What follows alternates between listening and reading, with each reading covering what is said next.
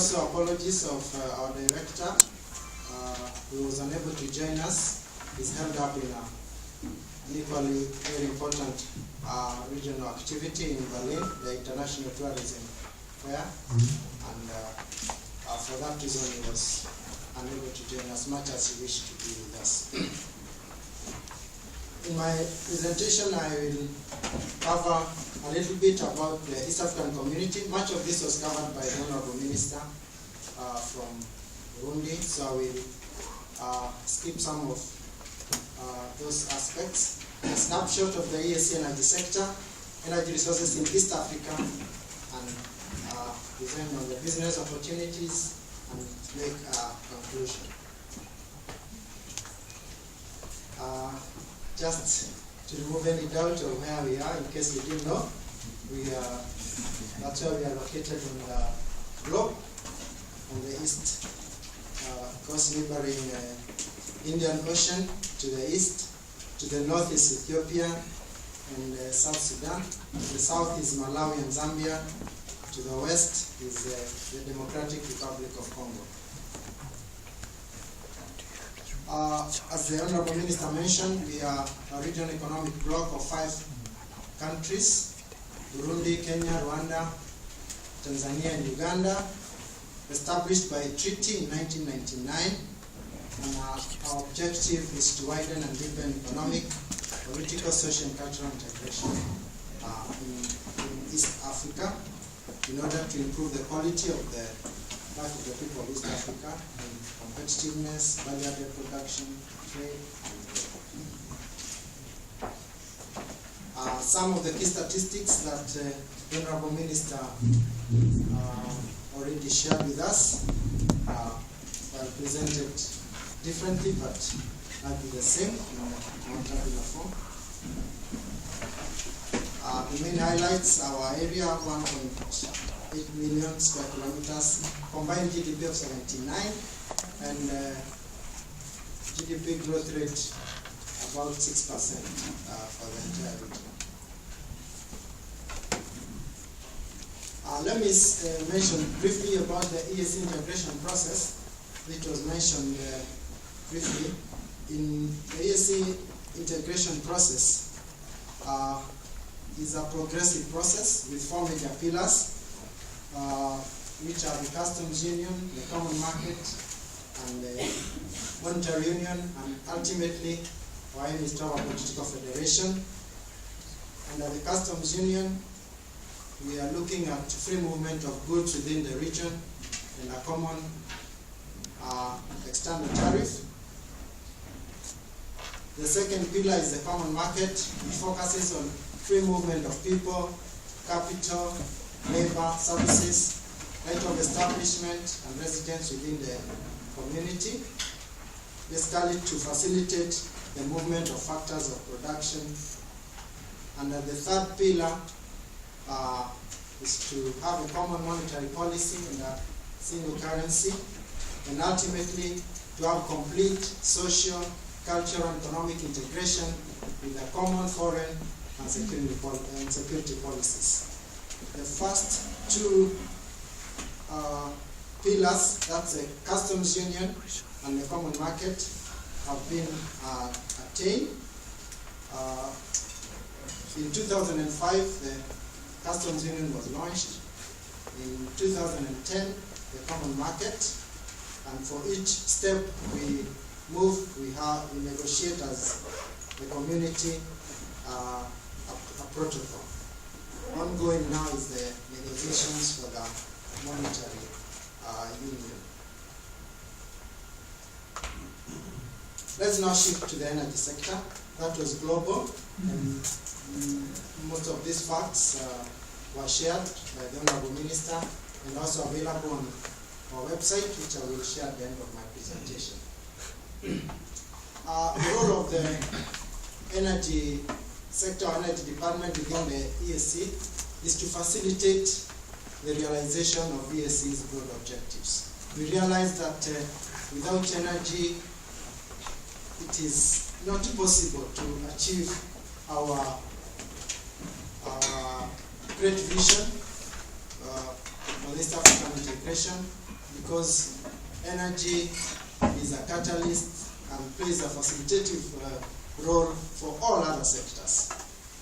Our development objective within the sector, therefore, is to increase access to sufficient, reliable, affordable, but also environmentally sound energy within the region. And to do so, we have organized ourselves into 3 subsectors so as to promote the development of energy in these 3 subsectors: fossil fuels, power, and new and renewable energy sources, as well as taking into consideration and promoting energy conservation and energy efficiency.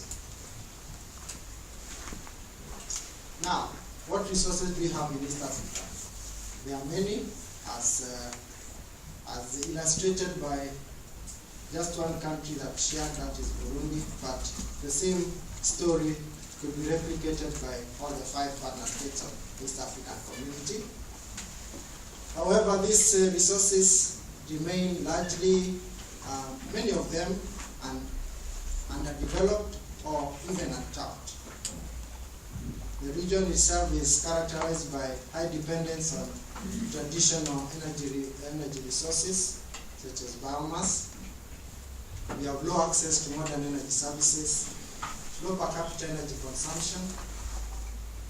And I present these things so that, because the flip side of these realities are opportunities. I don't want to lose my focus that what we are talking about today is the opportunities that exist in East Africa.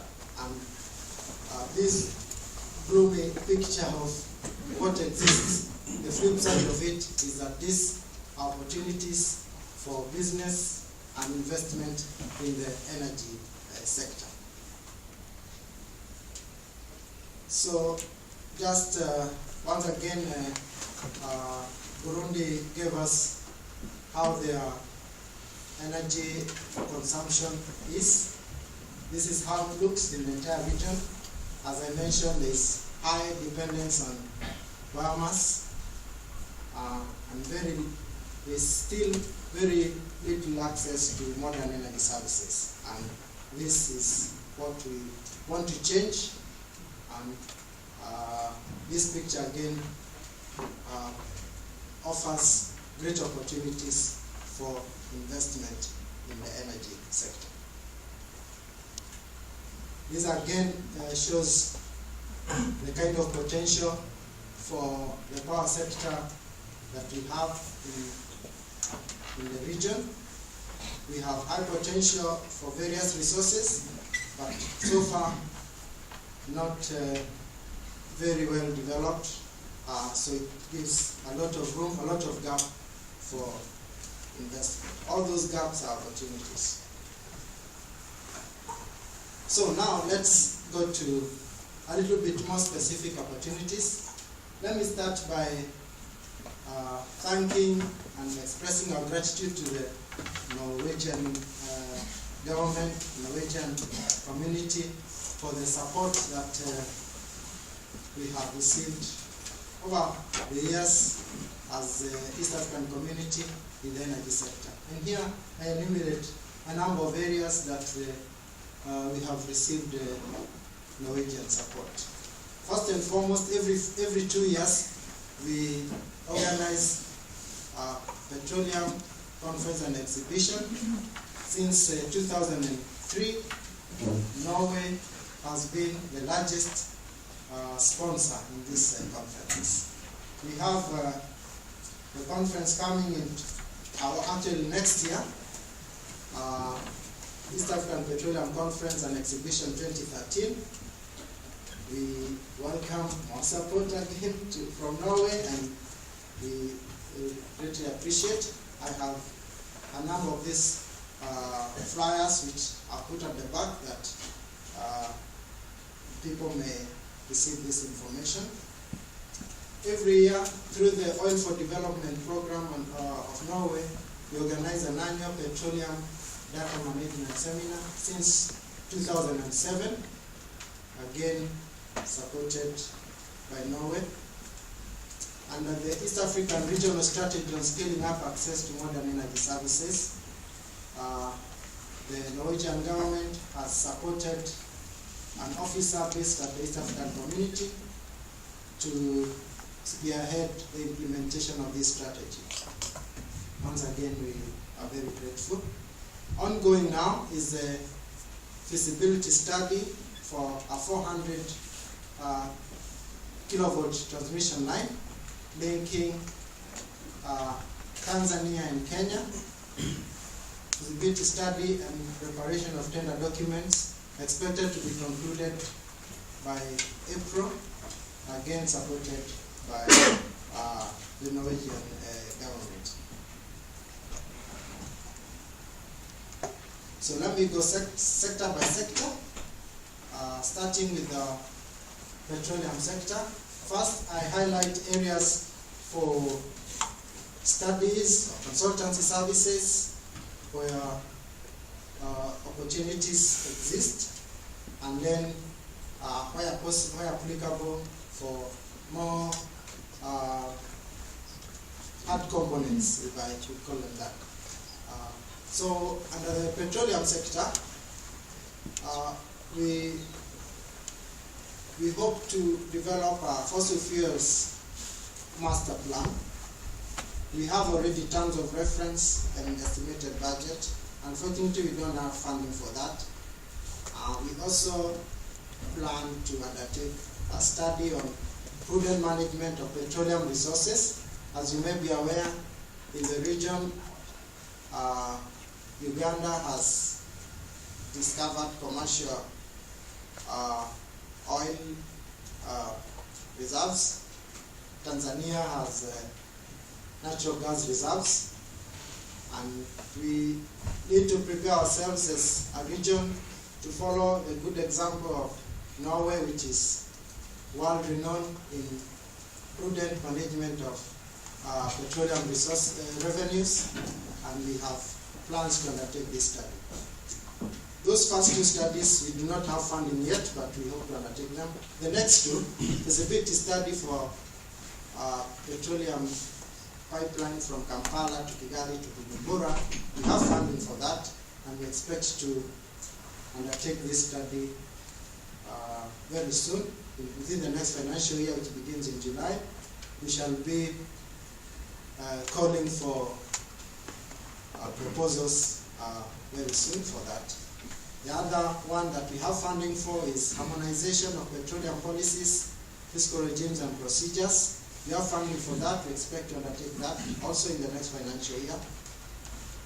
The aim is that when petroleum exploration companies come into the region, we want them to see and to have the same conditions, and that we expect will attract more investment in the upstream petroleum sector. We have, of course, as I mentioned, the upcoming East African Petroleum Conference. The next one will be on the 6th to 8th of March next year.